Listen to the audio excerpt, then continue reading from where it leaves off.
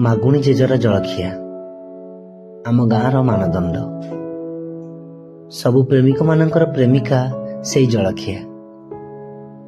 କେତେ କବିଙ୍କର ଶବ୍ଦମାନ ଏଇ ଜଳଖିଆରୁ ହିଁ ଉତ୍ପତ୍ତି। ଅଭାବୀ ଲୋକର ପେଟ କଥା ବୁଝେ ଏଇ ଜଳଖିଆ। ନାଁଟା ଭାରି ପରିଚିତ ମାଗୁଣି ବୁଢ଼ାର, କେବଳ ତା ଜଳଖିଆ ପାଇଁ। ଲୋକେ କୁହନ୍ତି ବୁଢ଼ା କୁଆଡ଼େ ଭୋରଟାରୁ ଉଠି ରେଳ ଚଲାଏ। ଇଞ୍ଜିନ ରେଳ ନୁହଁ ମ, ମଣିଷର ରେଳ, ଯାହାର ଇନ୍ଧନ ଏଇ ଜଳଖିଆ। କାହିଁ କୋଉ କାଳରୁ ବୁଢ଼ାର ଛୋଟ ଦୋକାନଟି। ଇଟିଲି ଛାଞ୍ଚର ସେଁ ସେଁ ଶବ୍ଦ ଅନେକଙ୍କର ନିଦ ଭାଙ୍ଗେ। ଲୋକେ ଜାଣନ୍ତି କି ରାତି ପାହିଲା।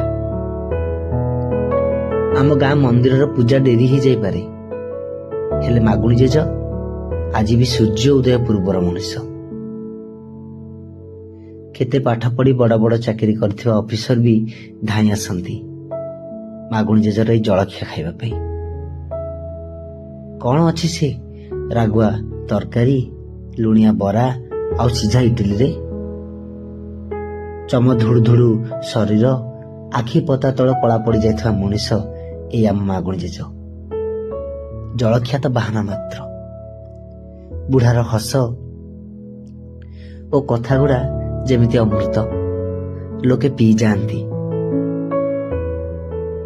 ଆଉ କେତେ ଦିନ ବଞ୍ଚିଥିବ ଯେ?